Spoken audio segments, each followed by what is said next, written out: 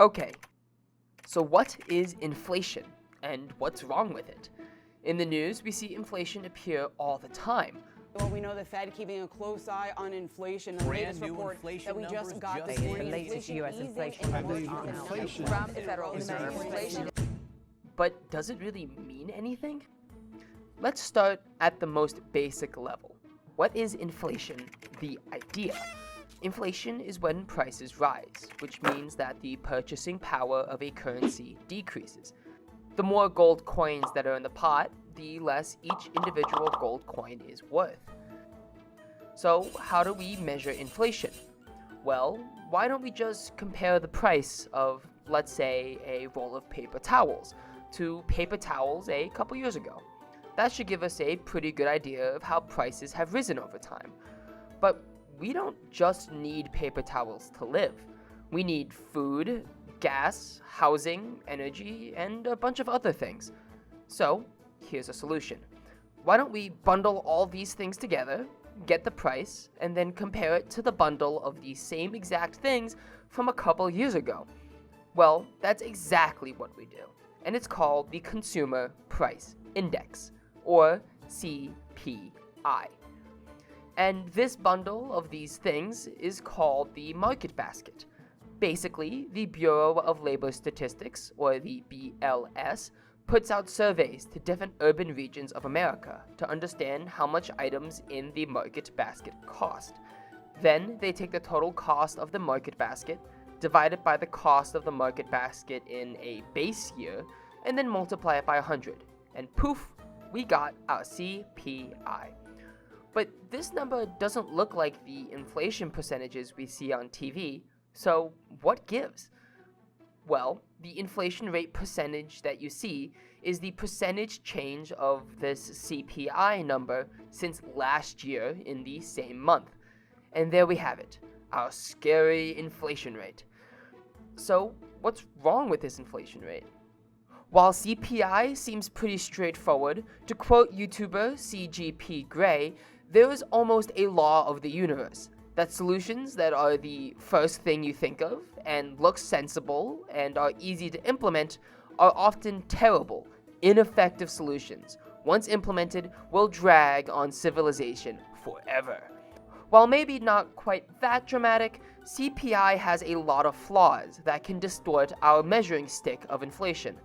There are three main problems with CPI: the basket, the substitution of goods, and the urban focus.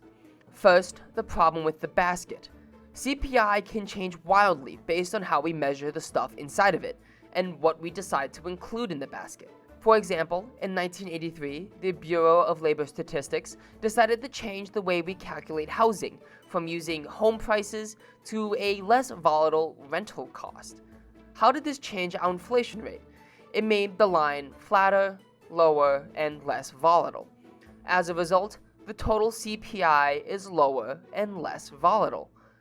By just changing how we measure housing cost, we can drastically change our inflation rate. That can be a problem because it proves that we don't actually know what inflation is. CPI is just our best guess. Next is the substitution of goods. 30 years ago, most people were buying VHSs and CDs. Nowadays, we don't. So why would we include VHSs and CDs in today's measurement?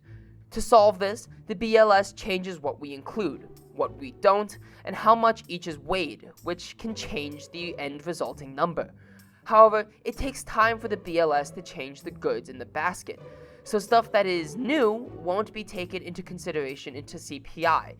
This is such an issue that starting in January of 2023, the BLS will update the weights and contents of the basket on a yearly basis instead of every 2 years, which they only started doing in 2002.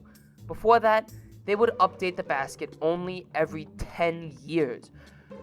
Finally, the CPI has a focus on urban populations. As a result, the inflation rate we see could be different in suburban or more rural areas. While a vast majority of economic output takes place in cities, combining the top 10 biggest cities in America does not even make up a quarter of the population. Additionally, CPI does not take into account differences between demographic groups.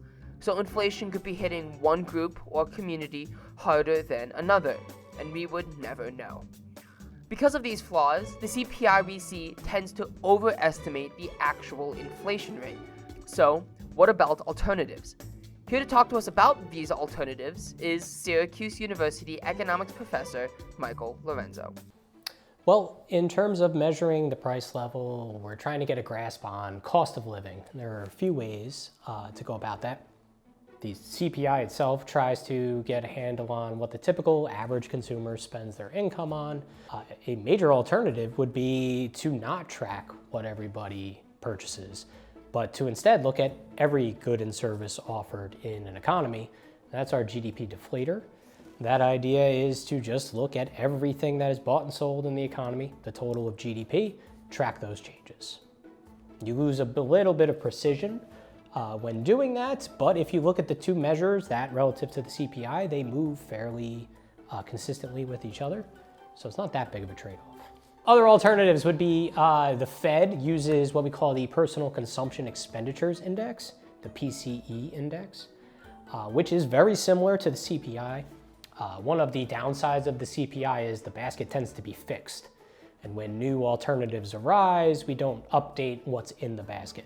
The PCE attempts to address this and will measure cost of living for, we can call it a smart consumer, where consumers can substitute in cheaper alternatives. The PCE index will actually track prices of those potential substitutes and try to gauge what substitute prices are doing so you actually get a handle on cost of living.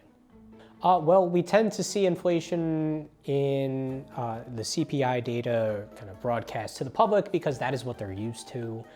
The government has sunk many resources into creating a large fleet of individuals to go around and track these prices and find these goods in all different markets. So we're kind of locked into that standard. So that's one reason why we stick with that. It's what consumers are familiar with. And then just using the CPI basket demonstrates to the public that the government is actually trying to get a handle on what they spend their money on.